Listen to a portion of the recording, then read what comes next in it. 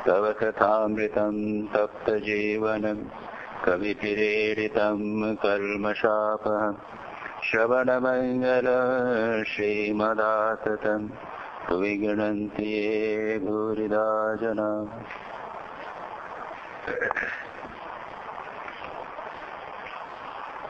श्री रामकृष्ण वचनामृत परिच्छेद 39, 10 जून 1883। श्री रामकृष्ण दक्षिणेश्वर में ही बैठे हैं और भक्तों से बातचीत कर रहे हैं। रविवार, और इसलिए रविवार के दिन बहुत सारे भक्त आ रहे हैं, जा रहे हैं और श्री रामकृष्ण उनके साथ चर्चा कर रहे हैं। हमने पिछली बार कुछ महत्वपूर्ण उपदेशों पर विचार किया था, जिसमें श्री रामकृष्ण ने नाम महात्म्य की बात कही है। भगवान का सदा नाम लेना रहना चाहिए। दूसरा, श्री रामकृष्ण ने सत्संग की बात कही है और उसके बाद में श्री रामकृष्ण ने व्याकुल होकर तीव्रता से भगवान को पुकारने की बात कही है। श्री रामकृष्ण बार बार कहते हैं सुस्ती से काम नहीं चलेगा, बनत बनत बन जाए, ये भाव अच्छा नहीं लगता। थोड़ी इंटेंसिटी होनी चाहिए और हमारी संसार के विषयों में तो तीव्रता होती है, भगवान के विषय में तीव्रता नहीं होती।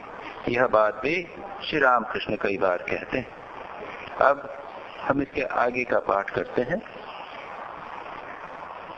गृहस्थी में रहो अथवा कहीं भी रहो, ईश्वर मन को देखते हैं। विषय बुद्धि वाला मन मानो भीगी दिया सलाई है, चाहे जितना रगड़ो कभी नहीं चलेगी। एकलव्य ने मिट्टी के बने द्रोण अर्थात अपने गुरु की मूर्ति को सामने रखकर बाण चलाना सीखा था। यही बात श्री रामकृष्ण मन की बात कह रहे हैं। तीव्रता चाहिए और संसार में रहें तो लगता है कि संसारी है, लेकिन हमारा मन कहाँ है, यह महत्वपूर्ण बात। अभी मैं श्री म ट्रस्ट जो है वहां पर अभी सत्संग करके आया। वहां पर भी कुछ इसी प्रकार की बात हुई थी। उसमें श्री रामकृष्ण के दूसरे बात की चर्चा हुई थी। श्री रामकृष्ण कहते हैं कि मनुष्य संसार में बंध जाता है, अपने ही द्वारा बनाए गए बंधनों में बंध जाता है। और दृष्टांत देते हैं कि जैसे एक रेशम का कीड़ा एक कोकून बनाता है, उसके अंदर रह जाता है और वो काटने के पहले ही उसको उबाल देते हैं, मर जाता है। तो चाहे तो काट के निकल सकता है। दूसरा दृष्टांत देते हैं, बंगाल में या कई स्थानों पर मछली पकड़ने की एक टेक्निक बनाते हैं। एक बड़ा बांस खुला, अंदर खोखला बांस, उसमें एक छेद कर लेते हैं और दूसरे छेद, छोटा छेद दूसरी तरफ से होता है। मछली बड़े छेद से घुस जाती है और वो छेद खुला हुआ है, लेकिन फिर वापस नहीं निकलती क्योंकि प्रवाह उस तरफ है। उसको लगता है वापस नहीं जा पाती। मैंने देखा है कि जिस प्रकार हमारे यहाँ बॉटल्स होती है ना, अपने सिंपल पानी की बॉटल, कांच की पुराने जमाने में बोतल हुआ करती थी, तो ऊपर का जो पानी जहाँ पर भरते हैं वो तो छोटा मुंह होता है और नीचे का हिस्सा जो होता है उसमें बीच का हिस्सा अंदर की तरफ होता है। उसको बीच के अंदर के हिस्से को तोड़ देते हैं, ऊपर का मुंह उसका बंद कर देते हैं और उसको पानी में डाल देते हैं। मछली अंदर आ जाती है, उधर से नहीं निकल सकती, वो तो बंद है, और वापस आ सकती है, निकल सकती है, लेकिन क्या करती है वो जो बॉटल है उसके बाहर की तरफ वो जो कांच है, तो उसको लगता है कि वो तो खुल रहा है, उधर से चली जाऊंगी। उधर जाती है तो अटक जाती है, फिर इधर आती है तो वो जो उसका हिस्सा है वो इस तरह से आके अटक जाता है। अब वो थोड़ा सा इधर आवे तो निकल जाएगी। खुला हुआ रास्ता है लेकिन नहीं पाते। श्री रामकृष्ण यही कहते हैं कि हम लोग संसार में संसार का निर्माण करते हैं। एक परिवार का निर्माण किया, एक घर का निर्माण किया, पैसा इकट्ठा किया, हमने एक अकाउंट बना दिया, बैंक में बना दिया। अब चाहे तो इन सब से हम निकल सकते हैं, लेकिन हम निकलते नहीं। हमारे ही द्वारा खुद के बनाए गए बंधनों में हम स्वयं बंध जाते हैं।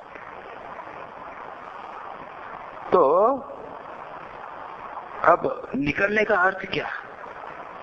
निकलने का अर्थ क्या? इन सब को छोड़कर निकल जाना, सन्यासी बन जाना? नहीं। आप मन से आ सकते हैं क्या? आप इच्छा मात्र से छोड़कर निकल सकते हैं क्या? निकलने की बात नहीं है। भगवान मन देखते हैं, व्यक्ति क्या चाहता है। अधिकांश हम लोग इस संसार के बंधनों में रस का अनुभव करते हैं। जो भगवान को चाहता है वो संसार में रस का अनुभव नहीं करता। ये टेस्ट। वो संसार में रहता है लेकिन लगता है छटपट करता है। इसलिए श्री राम कृष्ण यहाँ कहते हैं, गृहस्थी में रहो या कहीं भी रहो, संन्यास आश्रम में रहकर भी अगर विषयों में मन है तो फंसे हुए ही हैं। ऐसा होता है। संन्यास आश्रम में आ गए लेकिन नाम यश की इच्छा है, कर्मों में लग गए हैं, फंसे हुए हैं। कामनी कांचन न होवे लेकिन कीर्ति है, लोकेश न है। संसार के और भी बहुत सारे गृहस्थ के, सन्यासी के भी बंधन होते हैं। उनमें जब फंसे हुए हैं, हमारा मन कहाँ है यह देखना है। इसलिए श्री राम कृष्ण कहते हैं, ईश्वर मन को देखते हैं। हमने पिछली बार संभवतः बात भी की थी कि दो मित्र हैं, एक तो वेश्या के पास गया, दूसरा भागवत सुन रहा है। जो भागवत सुन रहा है वो सोच रहा है कि जो वेश्या के यहाँ गया वो बड़े मजे में है, और जो वेश्या के यहाँ गया वो अपने को धिक्कार दे रहा है कि मेरा मित्र बड़ा अच्छा है, जो भागवत सुन रहा है, मैं कहाँ घृणित कार्य कर रहा हूँ। तो जब मरे दोनों, तो जो भागवत सुन रहा था उसको यमदूत पकड़कर यमराज के पास ले गए, और जो वेश्या के यहाँ गया था उसको विष्णु का दूत लेके वैकुंठ ले गए। तो भगवान मन देखते हैं, यह बात बहुत महत्व की बात है। मतलब क्या है? One has to be sincere to ourselves. हम स्वयं कैसे हैं, बाहर क्या है, कैसे भी दिखते हो, अंदर कैसे। और ऐसे बहुत सारे दृष्टांत हम प्राप्त करते हैं। भक्तों के संसार में रहते हैं लेकिन पूर्ण मन भगवान में पड़ा। चैतन्य महाप्रभु के जीवन में एक दृष्टांत आता है, एक ऐसे भक्त का जो प्राइम मिनिस्टर थे, मुझे अचानक याद नहीं आएगा एग्जैक्ट नाम, जिसका रामानंद राय संभवतः उनका नाम था, रामानंद राय। वो किसी एक स्टेट के प्राइम मिनिस्टर थे, और श्री राम चैतन्य महाप्रभु को जब वे दक्षिण भारत की यात्रा करने के लिए गए थे तो कुछ लोगों ने उनके बारे में बताया था कि आप वहां जाइए, उनसे मिलिएगा। वो बहुत बड़े, बहुत ही धनी, बहुत ही राष्ट्रीय प्राइम मिनिस्टर कहिए या बहुत बड़े जमींदार कहिए, तो समझ सकते हैं कि आप विषय में कितने हो। चैतन्य महाप्रभु जब उनसे मिले तो उन्होंने देखा कि ये तो परम वैष्णव, अत्यंत उच्च कोटि के भक्त साधक, और रामानंद राय और चैतन्य महाप्रभु का वार्तालाप चैतन्य चरितावली इत्यादि में लिपिबद्ध है, और वो उच्च कोटि की भक्ति की चर्चा हो रही। श्री चैतन्य महाप्रभु कहते हैं कि तो भक्ति का क्या अर्थ है? तो कहते हैं कि भगवान का नाम गुणगान करना। फिर चैतन्य महाप्रभु कहते हैं उसके आगे बोलो, तो कहते हैं भगवान के प्रति दास्य भाव रखना। फिर बोलते हैं आगे उससे और आगे बोलो, फिर वो कहते हैं कि भगवान को अपना सखा समझना। ऐसे बढ़ते जाते हैं और कहते हैं कि उच्च स्थिति वह होती है जब भगवान के साथ मधुर भाव होता है, भगवान को अपना प्रियतम समझा जाता है। जब चैतन्य महाप्रभु कहते हैं कि इसके आगे, तो कहते हैं कि इसके आगे बोल नहीं सकते। ये बहुत गूढ़ बातें, भक्ति और शास्त्र की उच्चतम जो विचार हैं, ये सामान्य व्यक्ति इसको समझ नहीं सकता। ऐसा व्यक्ति, ये आप समझ लीजिए, चैतन्य महाप्रभु ने जाना कि ये सामान्य साधक नहीं, उच्च कोटि के साधक। लेकिन रह कहाँ रहे हैं? बड़े ठाट बाट में रह रहे हैं, बाहर से बड़ा ऐश्वर्य में, बड़ी जैसे रईसी में, लग्जरी में रहे। तो श्री रामकृष्ण यहाँ कहते हैं कि भगवान मन को देखते हैं, आप कहाँ हो या नहीं। और कोई व्यक्ति अगर संसार में हो और उसको लगे कि अरे संसार अच्छा नहीं है, लेकिन किसी तरह से वो संसार से निकल नहीं सकता, तो भी भगवान देखते, भगवान कृपा करते हैं। व्याकुल होकर प्रार्थना करना चाहिए कि प्रभु तुमने मुझे संसार में रख रहा है, संसार में फंसा रखा है, अब कृपा करो, या तो संसार से मुक्त करो या फिर ऐसा मन कर दो कि मैं संसार में निर्लिप्त होकर रहूं। भगवान मन अवश्य देखते हैं, ऐसा सुयोग कर देते हैं। सुयोग न भी करें तो आपको पूर्ण रूप से निर्लिप्त कर देते। आप जिस स्थिति में रहेंगे उस स्थिति में भी आप पूर्ण रूप से निर्लिप्त होकर भगवान में मन रख सकें। तो यहाँ पर श्री रामकृष्ण बहुत महत्वपूर्ण बात कहते हैं। और उसके बाद में विषय बुद्धि वाला कहते हैं कि विषय बुद्धि वाला मन मानो भीगी सलाई का है, जो चाहो जितना रगड़ो कभी नहीं जलेगी। तो वे कहते हैं कि जब मन की बात हुई तो दो प्रकार के मन, एक तो विषय बुद्धि वाला मन और दूसरा जो वैरागी मन। थोड़ी सी बात में भगवान की बात में उद्दीपना होगी। और विषय बुद्धि होवे तो चाहे कितना भी प्रवचन सुने, कितना भागवत सुने, कितने ही भजन सुने, कुछ नहीं। अंदर उद्दीपना जिसे कहते हैं, आनंद का अनुभव, भगवान को के प्रति मन लगाना, वो खुद भी नहीं होता। उसके बाद में एक लाइन श्री रामकृष्ण कहते हैं, एकलव्य ने मिट्टी के बने द्रोण अर्थात अपने गुरु की मूर्ति को सामने रखकर बाण चलाना सीखा था। यह प्रसिद्ध कहानी हम जानते हैं, महाभारत की कहानी है कि एकलव्य जब आए द्रोणाचार्य के पास सीखने के लिए तो उन्होंने मना कर दिया, क्योंकि उन्हें लगा कि यह एक क्षुद्र जाति का है। उस समय जाति प्रथा इत्यादि बहुत प्रबल थी, क्षुद्र जाति का है। और उसके पीछे और भी धारणा थी कि अगर यह मुझसे सीख लेगा तो यह अर्जुन का प्रतिद्वंदी हो जाएगा। और वे चाहते थे कि अर्जुन जो है वह सर्वश्रेष्ठ धनुर्धर होवे, इसलिए उन्होंने नहीं दिया। फिर एकलव्य ने क्या किया, फिर एकलव्य की मन की बात आती। एकलव्य अपने मन के बल से, मन ही मन उसने द्रोणाचार्य को अपना गुरु बनाया।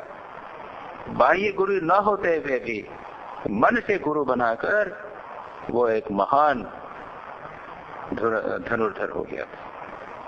तो यह बात भी श्री रामकृष्ण जो बात कहना चाहते हैं, सब कुछ बात मन को लेकर है।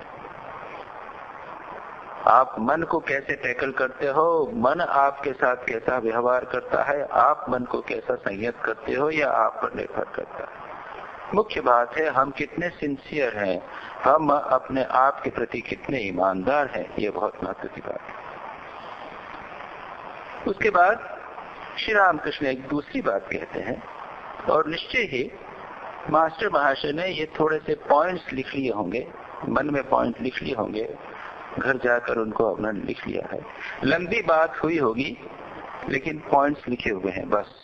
और मानो मास्टर महाशय उन छोटे से पॉइंट्स को ही यहाँ बता रहे। वे कहते हैं कदम बढ़ाओ, आगे जाओ, आगे बढ़ो।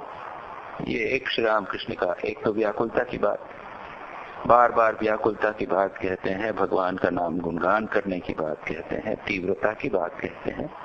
और उसी संदर्भ में तीव्रता के साथ एक और बात कहते हैं, और वो कहते हैं आगे बढ़ना।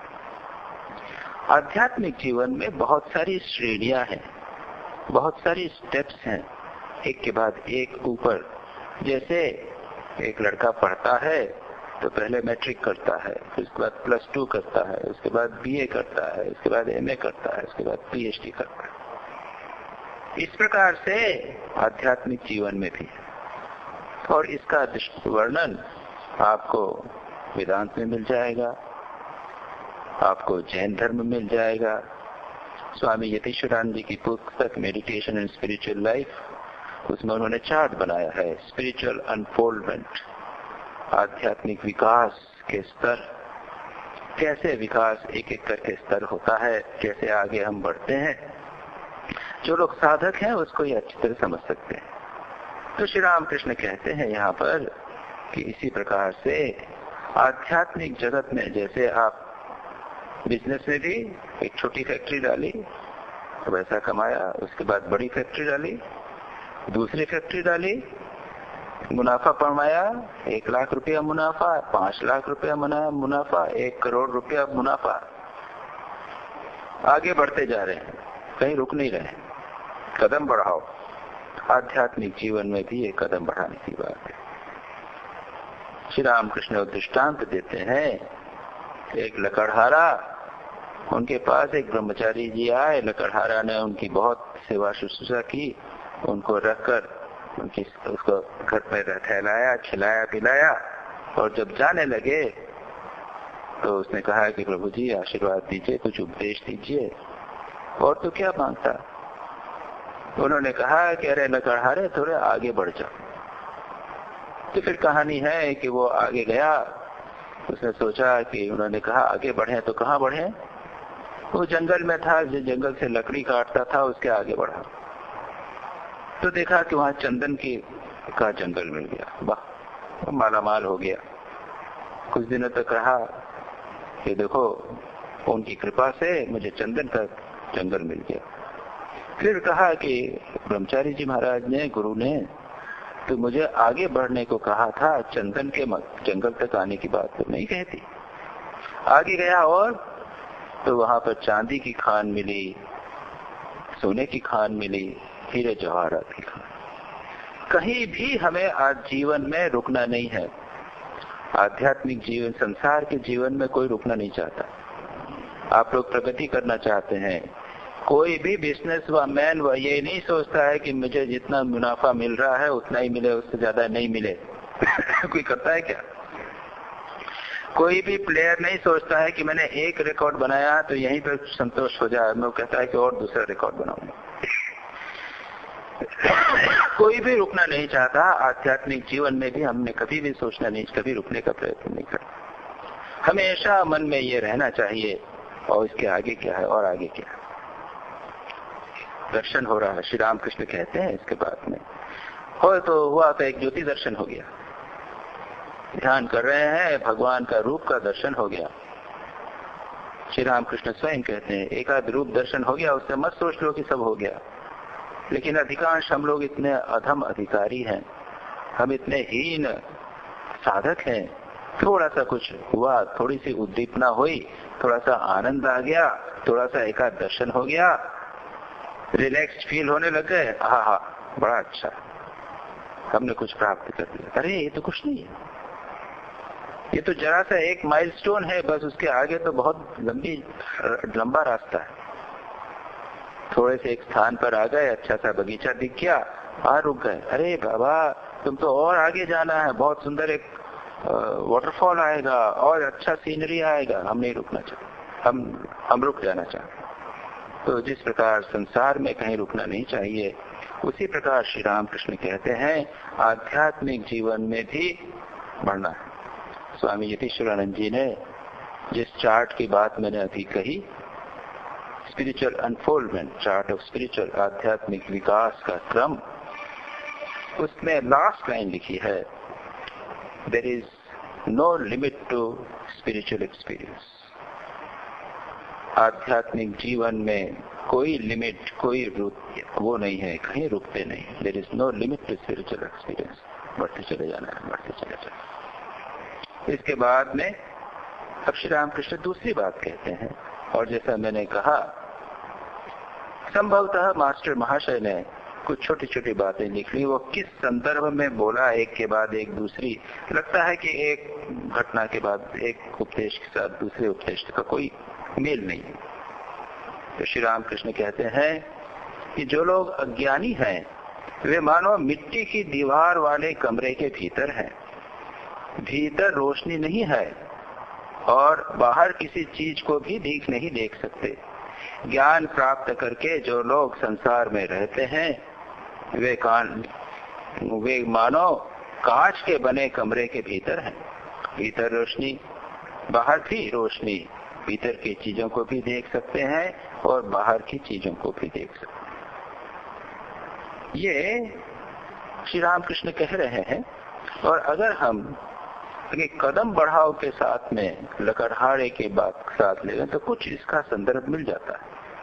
वो यह है कि अगर जितना हम आध्यात्मिक जीवन में आगे बढ़ेंगे, जितना हमें अधिक ज्ञान प्राप्त होगा, उतना हम अपने भीतर हमारे मन में क्या चीजें उठ रही हैं, हमारे भीतर कौन सी सूक्ष्म वासनाएं पड़ी हुई हैं, काम क्रोध लोभ मोह इत्यादि सूक्ष्म रूप में किस प्रकार से हमारे भीतर पड़े हुए हैं, उसको हम जान पाएंगे।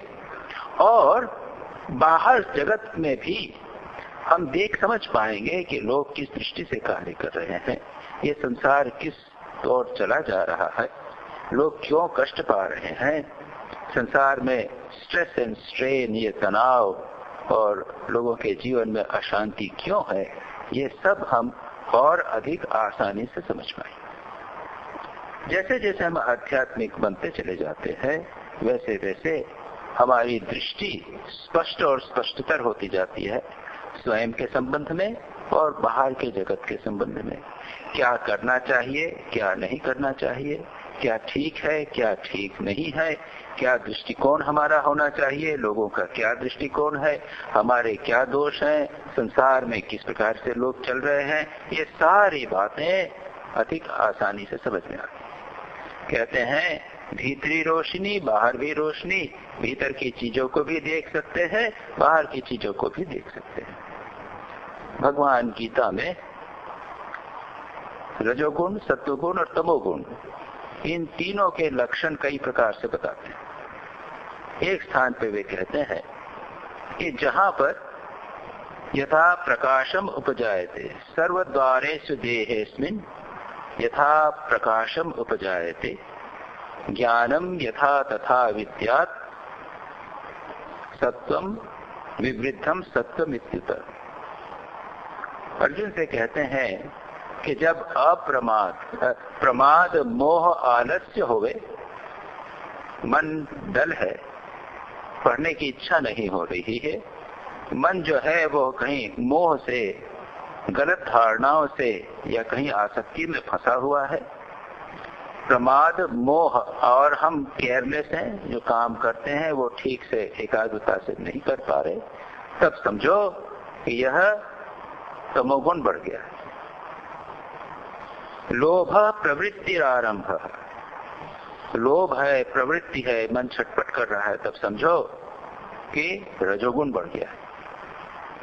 लेकिन सर्वद्वारेषु देहेस्मिन् प्रकाशम उपजायते ज्ञानम यथा यदा तदा विद्यात्। जब समस्त द्वारों से, और कौन से द्वार, 5 ज्ञानेंद्रियों के द्वार और 5 कर्मेंद्रियों के द्वार,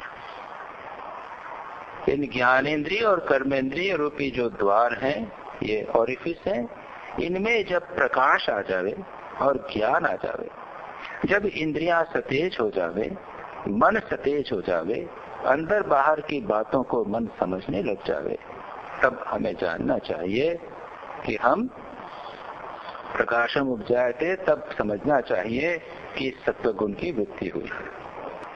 तो ये हुई एक महत्वपूर्ण बात। इसके बाद में ये उपदेश समाप्त होते हैं और उसके बाद में एक दूसरा विषय प्रारंभ होता है। और जैसा मैं बार बार कह रहा हूँ, ये इसमें बहुत सारे विषय, अलग अलग प्रकार के विषय एक साथ जोड़ दिए गए हैं। अब अभी तक साधना विषयक, मन के संबंध में इत्यादि सारी बातें हुई। अब तत्व विषयक बात, दार्शनिक बात, जगत का स्वरूप, ब्रह्म का स्वरूप क्या है इत्यादि की चर्चा श्री रामकृष्ण करते हैं। एक के अतिरिक्त और कुछ नहीं है। वे परब्रह्म जब मैंपन को रखते हैं, तब तक दिखाते हैं कि वे ही आद्या शक्ति के रूप में सृष्टि स्थिति व प्रलय कर रहे हैं। जो ब्रह्म है वे ही आद्या शक्ति है। एक राजा ने कहा था कि उसे एक ही बात में ज्ञान देना होगा। योगी ने कहा, अच्छा तुम एक ही बात में ज्ञान पाओगे। थोड़ी देर बाद राजा ने अकस्मात एक जादूगर आ पहुंचा। राजा ने देखा, वह आकर सिर्फ 2 उंगलियों को घुमा रहा है, कह रहा है, राजा यह देख, यह देख। राजा विस्मित होकर देख रहा है। थोड़ी ही देर में 2 उंगलियों की जगह एक ही उंगली रह गई। जादूगर एक उंगली घुमाता हुआ कह रहा है, राजा यह देख, यह देख। अर्थात ब्रह्म और आद्या शक्ति पहले 2 समझे जाते हैं, परंतु ब्रह्म ज्ञान होने पर 2 नहीं रह जाते। अभेद, एक अद्वितीय अद्वैत। याद रखिए, जहां तक दार्शनिक विषय का प्रश्न है, श्री रामकृष्ण अद्वैत वेदांत के पक्षपाती थे।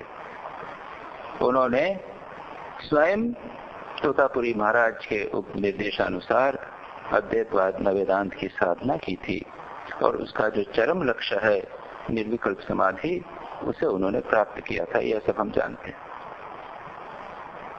लेकिन श्री रामकृष्ण की विशेषता यह भी है कि उन्होंने द्वैत, अद्वैत और विशिष्ट अद्वैत इन्हों तीनों सिद्धांतों का समन्वय भी किया। जहां कट्टर अद्वैतवादी, याद रखिए मैं शब्द का उपयोग कर रहा हूं, कट्टर अद्वैतवादी, सच पूछा जाए तो अद्वैतवाद जो है वह ऐसा वाद है जिसमें कट्टरवादिता नहीं होनी सकती, होनी नहीं चाहिए और हो नहीं सकती।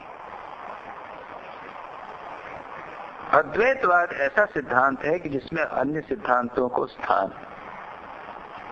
स्वयं शंकराचार्य की जीवनी का हमने पिछले 22 तारीख को यहाँ पर शंकराचार्य की जीवनी मनाई थी, जन्मदिन मनाया था, उस पर विचार किया था। तब देखा था कि शंकराचार्य ने हिंदू धर्म के जितने मतवाद हैं उनको सबको अद्वैत के साथ समन्वित किया था।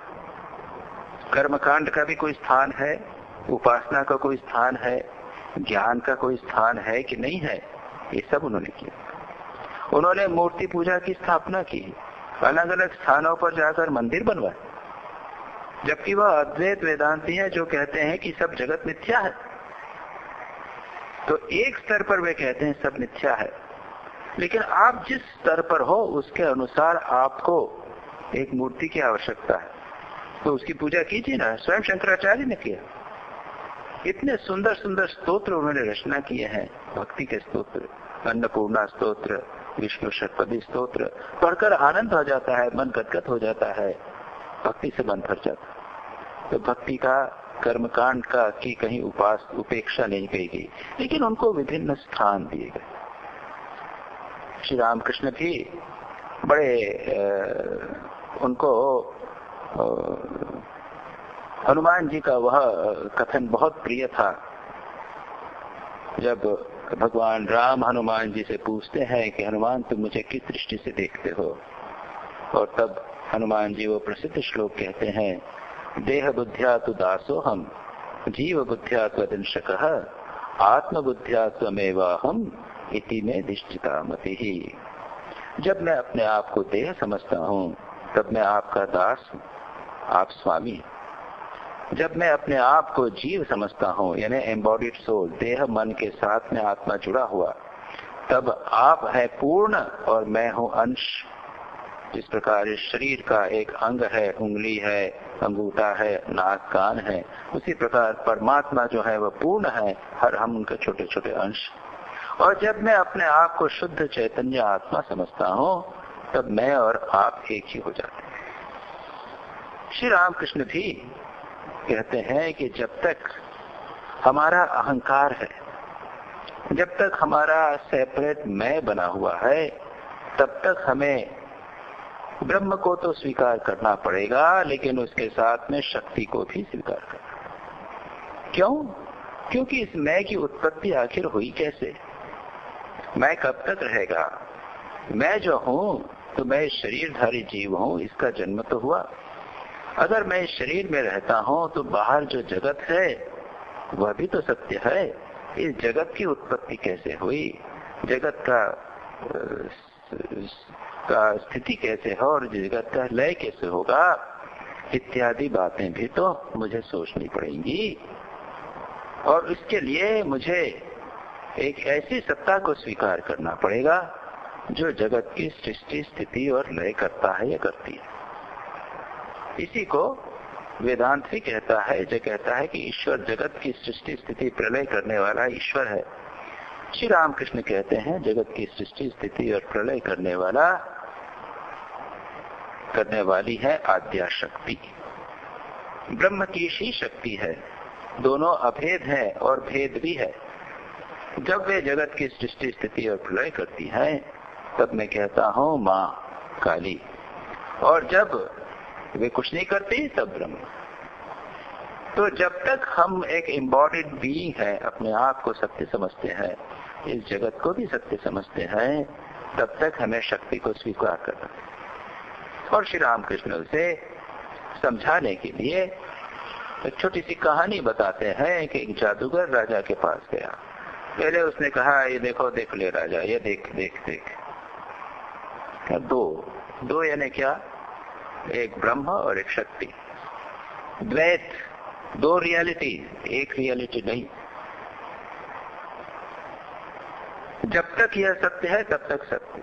तोतापुरी महाराज तो पक्के अद्वैत वेदांती थे ना, वो तो जगत को मिथ्या मानते ही थे, एक ही मानते थे, और बाकी जब मिथ्या है। यानी अगर आपको समुद्र पानी दिख रहा है रेगिस्तान में, तो वहां पर पानी है क्या? वो तो मिथ्या है। आप नहीं कह सकते कि वहां पर पानी भी है और रेत भी है, कहना ही पड़ेगा कि वो पानी जो है वो मिथ्या है। रस्सी में अगर सर्प दिख रहा है तो सर्प मिथ्या है, और रस्सी में सर्प कैसे आया यह प्रश्न नहीं कर सकते। तो फिर दो चीज हो जाएंगी, एक तो रस्सी हो जाएगी और सर्प हो जाएगा। क्या दो चीज है? तो एक ही चीज। तो अद्वैत वेदांत कहता है कि जगत ही सत्य है, एक ही सत्य है, बाकी जो दिख रहा है वो तो दिख रहा है। तोतापुरी जी इसमें विश्वास करते थे, लेकिन जब तक शरीर उनका था तब तक उसकी सारी समस्याएं थी। पेट में दर्द भी हुआ, ध्यान में मन नहीं लगा। 40 साल के कठोर तपस्वी जो मन को अपने पूर्ण नियंत्रण में कर रहे थे, वो नियंत्रण छूट गया, और तब उन्होंने कहा कि इससे जीवन से क्या लाभ, मैं अपने जीवन को विसर्जन कर दूंगा। और तब जब विसर्जन करने गए तो पानी नहीं मिला डूबने लायक पूरी गंगा में, इधर से उधर निकल गए। तब लौट कर आए और उनका कैसी देवी माया। तब श्री रामकृष्ण दूसरे दिन उनके साथ ले गए, मंदिर में ले गए। पहली बार मंदिर में गए, उस माँ जगदम्बा को, आद्या शक्ति को उन्होंने स्वीकार किया, जो जगत की सृष्टि स्थिति और लय कर। श्री रामकृष्ण ये बार बार कहते थे कि जब तक तुम संसार में हो, जब तक एम्बॉडीड बीइंग हो, तब तक शक्ति को स्वीकार करो। यही बात यहाँ कह रहे हैं। और जब पहले दो, परंतु ब्रह्म ज्ञान जब हो जाता है तो फिर दो नहीं एक रह जाता। जब तक ब्रह्म ज्ञान नहीं तो बाबा दो को स्वीकार करो ना, आद्या शक्ति को भी स्वीकार करो। श्री रामकृष्ण तो ब्रह्म ज्ञान के बाद भी, जिसे हम कहते हैं, जो लोग ज्ञानी हैं ब्रह्म ज्ञान की बात करते हैं, वो भी कहते हैं ज्ञान के बाद में जब हम पूरा जागृत अवस्था में आते हैं, उसको कहते हैं व्युत्थान की स्थिति। व्युत्थान यानी उठना। सो रहे हैं, सोकर जब उठते हैं ना हम, तो सो रहे हैं, उसके बाद क्या व्युत्थित हो गए। व्युत्थान, गहरी समाधि में लीन थे, तब केवल एक था, क्या था वो भी नहीं मालूम। एक था कि दो था, वहां कुछ नहीं बोल सकते, इसलिए कहते हैं अद्वैत। अरे अद्वैत के बदले एक बोलोगे? नहीं, एक इक्वल टू अद्वैत नहीं, अद्वैत, दो नहीं। क्योंकि जब एक बोलेंगे तो एक के साथ ध्वनित होगा कि कोई दूसरा भी होगा, इसलिए शब्द का उपयोग करते हैं अद्वैत। लेकिन जैसे ही हम जागृत अवस्था में पुनः आ गए, पुनः द्वैत प्रतिभात होने लग गया, दिखाई देने लग गया। तब क्या किया जाए? तो श्री रामकृष्ण कहते हैं कि जब तक द्वैत भी दिखाई दे रहा है तब तक बाबा आध्यात्मिक को स्वीकार करो। और इसलिए निर्विकल्प समाधि प्राप्त होने के बाद में भी जब शाम होती थी तो वो ताली बजा के जय माँ किया करते थे। तोतापुरी को समझ में नहीं आता था कि ये क्या है, अरे ये क्या रोटी पेलता है रे, ये क्या माँ का नाम लेता है, ये सब मिथ्या है। श्री रामकृष्ण कहते थे साला मैं माँ का नाम लेता हूँ तो बोलता है मिथ्या है। बड़ा सुंदर उन लोगों का बड़ा रोचक संबंध था दोनों लोगों का। तो जो हो, श्री रामकृष्ण यहाँ पे एक बहुत महत्वपूर्ण सिद्धांत बताते हैं, ब्रह्म और जगन्माता एक हैं, अल्टीमेटली एक हैं। इससे अद्वैत वेदांत की हानि नहीं हो रही। उसको कंडीशन थोड़ा सा कर दिया कि अरे भाई जब तक आंखें खुली हुई हैं तब तक माँ को स्वीकार कर लो ना, क्या बुरा। स्वयं शंकराचार्य ने देवी की स्थापना कई स्थानों पर की, गतिस्त्वम त्वमेका भवानी इत्यादि। तो यहाँ पर श्री रामकृष्ण एक बहुत महत्वपूर्ण बात कह रहे हैं। आज मैं यहीं पर समाप्त करना चाहूंगा और कुछ क्षमा मांगना चाहता हूँ। वैसे 15 मिनट का और प्रवचन करना है, लेकिन आज एक कोई विशेष कार्य के लिए मुझे जाना है। वो सकेत्री नामक एक गांव है सुखना लेक के उधर। वहां पर आप लोगों ने आज सुबह मैंने पेपर में देखा, 12 बजे पता चला, वहां पर आग लग गई है। झग्गी झोपड़ियां जो हैं वो सब जल गई। तो हमने हमारे जो भक्त लोग हैं उनको मैंने तत्काल फोन किया पंचकुला में, उन्होंने जाके इंस्पेक्ट किया है और अभी हम लोग उनको सबको आटा, दाल, चावल, तेल इत्यादि के पैकेट्स बना के अभी डिस्ट्रीब्यूट कर रहे हैं। तो उनका कहना है कि स्वामी जी आप भी आ जाइए। तो वो लोग अभी पहुंच जाएंगे 6, सवा 6 बजे और मैं यहाँ से वहां से भी जाऊंगा।